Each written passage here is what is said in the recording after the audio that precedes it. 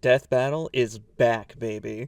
And already the verdict of the first episode is met with controversy. It's like we never left. I'll hopefully have a review of that episode up a week from today, or when this video goes up. Hopefully it comes out on Sunday. I'm not sure if that's possible, but hopefully. But what I want to talk about today is the next matchup, which is... You never see it coming. You say that my mind is too fast for right. You're done,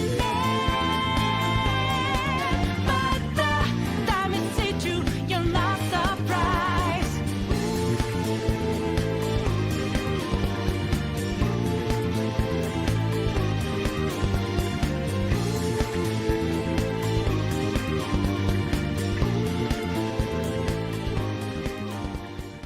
Joker versus Giorno. The most toxic versus debate since Goku versus Superman. This matchup is wanted because both JoJo's Bizarre Adventure and Persona have been pitted against each other for a while, seeing as both of their power sets are based around ghostly creatures that serve as extensions of themselves. Joker and Giorno do have more than a series rivalry as a connection though. They are both the protagonists of the fifth part of both of their series, and they both are working in villainous positions for positive causes. Giorno joining the Mafia and Joker being a thief, both for the benefit of their respective worlds. Let's start with Joker. Now as a baseline, I'm not going to be doing the calcs for their power, durability, and speed on my own. I'm going to be taking those from other sources because quite frankly, I am not good at it. In terms of what Joker can do, both his power and durability are set to outer versal levels, and his speed is immeasurable or past the speed of light, or probably multiple times past the speed of light. This is because of scaling to Yaldabaoth, but I'll get to that later. Outside of Joker's personas, he does have quite a few pieces of equipment that would help him in the fight. For melee equipment, Joker has Arsene's Cane, which has a rare chance to cause a random ailment on an enemy. Great Thief Stick, the same as the last but slightly better. Paradise Lost / Paradise Lost R, both greatly reduce curse damage. For his ranged weapons, you have different guns like Nataraja, which ups all his stats by 5, and then you have Nataraja EX, which ups all his stats by 6. You have the Tyrant Pistol, which increases his magic stat by 10, and then the Tyrant Pistol EX, which increases his magic stat by 15. As for his other equipment, some of his most notable options are the Blackwing Robe R, which greatly reduces nuke damage, King Frost Cape R, which greatly reduces ice damage, Sirius Armor EX, which greatly reduces magic damage, the Succubus Pajamas, which prevents him from being put to sleep, the Dark Jacket, which nullifies curses, and the Shikigami Dress, which reduces physical damage. Not to mention the fact that Joker has a grappling hook, which does exactly what you think a grappling hook would do. He could swing around the stage. Plus so much other equipment that increases stats like defense and endurance. Joker has a lot of ways to fight Giorno, even without a persona. But let's be real, that's not what Joker's moveset is about at all. Joker is all about his personas, and he has so many, including Arsene, Joker's main persona. Arsene has many abilities, like Aiha, which causes light curse damage, Cleave, which causes minor physical damage, Tarunda, which temporarily decreases the attack of enemies in a specific area, and the Riot Gun, which is severe gun damage in a wide area that has a high chance to critical. Obviously, I'm not going to talk about every persona, but other than Arsene, here are some of the highlights for me. Sentinel, which can use Megi Dolone, which causes major almighty damage. Survival Trick, which lets Joker survive a single insta-death attack with one hit remaining. Unshaken Will, which gives him immunity against any mental ailments. Victory Cry, which fully recovers his SP and HP after he wins a fight. And Sinful Shell. It's a bullet literally made from the 7 deadly sins that can even kill God. Next up we have Futsunushi. He has Charge, which increases his gun and physical damage for 1 turn. Regenerate 3, which restores 6% of damage every single turn. And Firm Stance, which halves all incoming damage but gets rid of all of his evasiveness. Next is Saibel, who has, sorry if I mispronounce these, Media Rahan, which fully restores the HP for the entire party. And Salvation, which fully restores HP and cures all non-special ailments. We have Mother Harlot, which has Mabu Fudain, which is major ice damage with a chance to freeze opponents. Mamudun, which is a curse type attack that has a chance to instantly kill all foes. Mudo Boost, which increases the chances of insta-death and curse attacks, and Debilitate, which decreases the attack, defense, and agility for his opponent for a limited amount of time. We have Odin, who has Thunder Rain, severe electric damage with a chance of shock status on opponents. It's essentially paralysis. Mara Kukaja, which increases the party's defense momentarily. Elec Amp, which increases electric attacks by 50%. Concentrate, which makes the next magic attack have a 2.5 increase in damage. And Fast Heal, halves the time to heal from any ailment. We have Koryu, who has Mapsiodyne, which is great physical damage to all enemies, with a chance of mental ailment. Psy Amp, which increases physical damage by 50%, and Spellmaster, which halves the SP cost for all magic skills. We have Ishtar, who really only has one really special ability, which is Insta-Heal, recovers from an ailment in one turn. We have Chi Yo. He can use Gigantomachia, which is an attack that inflicts an insane amount of damage. We have Fortify Spirit, which lowers the possibility of getting inflicted with any ailments. And Drain Physical, which of course absorbs physical attacks. Next we have Metatron. No, that's Metatron, that's a different game. Metatron can use Mahameon, which is a medium chance of instantly killing all enemies, which is a Bless type attack. Hama Boost, which increases the chances of insta-death Bless type attacks, so it makes the last attack even stronger. And Divine Judgment, which halves the remaining HP to one enemy. Next up, we have Ongyoki, who can use Foul Breath, just like me, which increases the chances of an enemy getting affected by an ailment. Marakunda, which decreases the enemy's defense for a short period of time, and Stagnant Air, which is a better Foul Breath, honestly. Next we have Lakshmi, who can use Lullaby, which has a medium chance of inflicting sleep on an opponent, and Climate Decorum, which gives Joker double evasion during rain or special weather warnings. Our next persona is Zhao Gangen, who can use Mara Gidain, which is a giant and strong fire attack that has the possibility to burn opponents. Abysmal Surge, which has a chance of inflicting fear on an opponent. Enduring Soul, which lets Joker survive one fatal blow while also healing himself completely.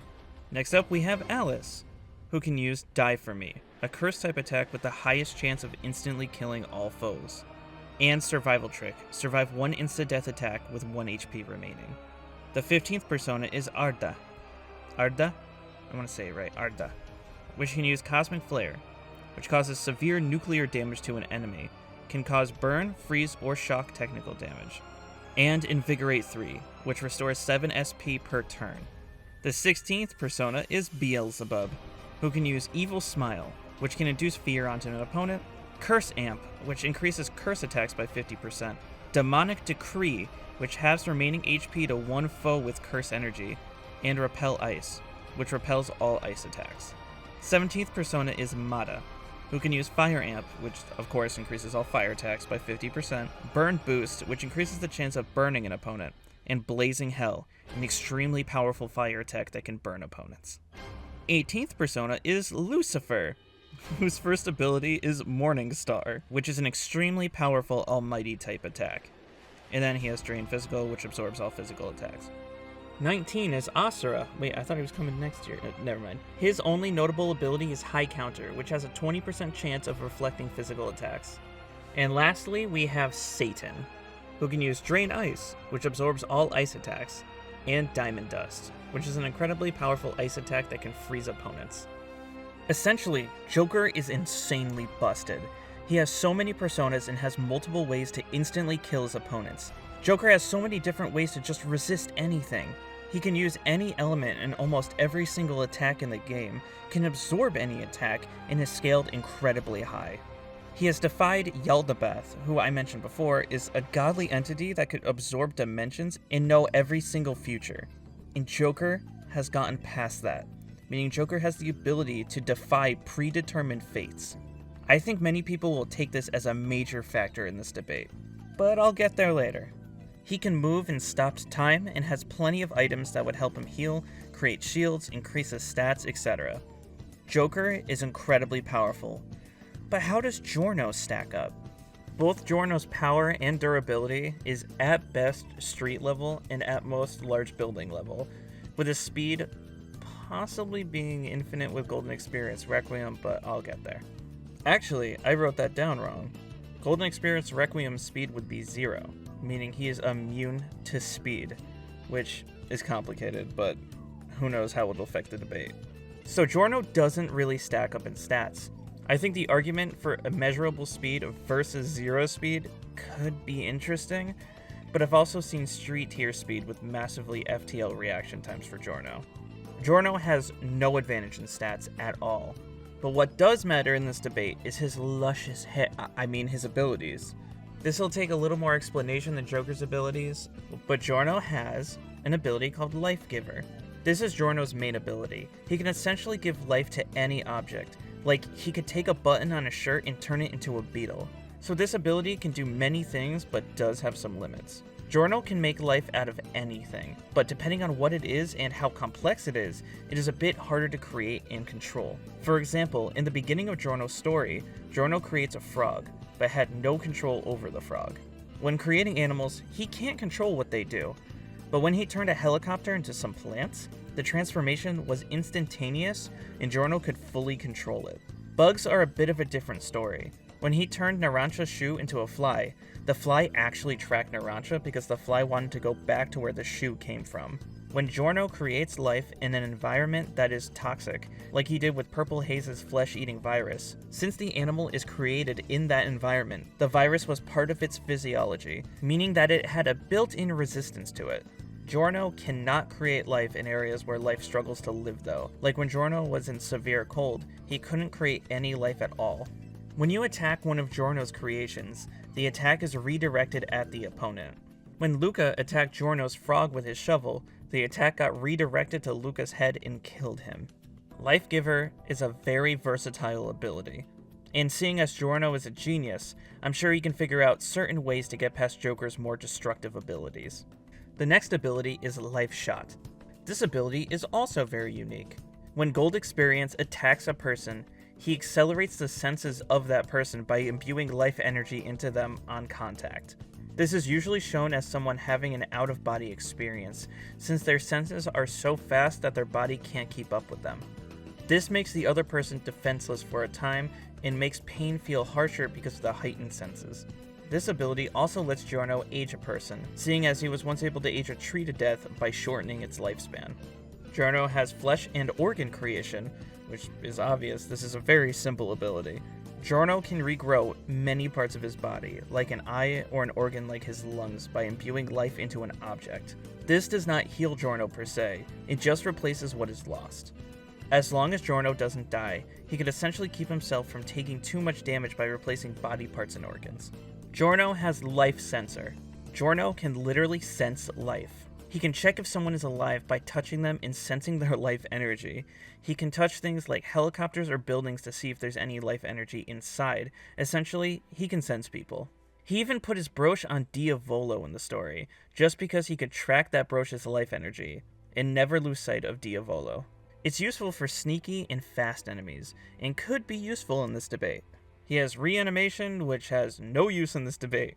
But just so I cover it, Giorno can reanimate corpses that retain their personality and memories, but it doesn't actually revive them. Bucciarati, after being revived, still was struggling with his body decaying, with his life force fading once his body decayed past the point where it was operable. I don't think Giorno's gonna reanimate any corpses in this fight, so just forget I even said it. Lastly, and most importantly, we have Golden Experience Requiem.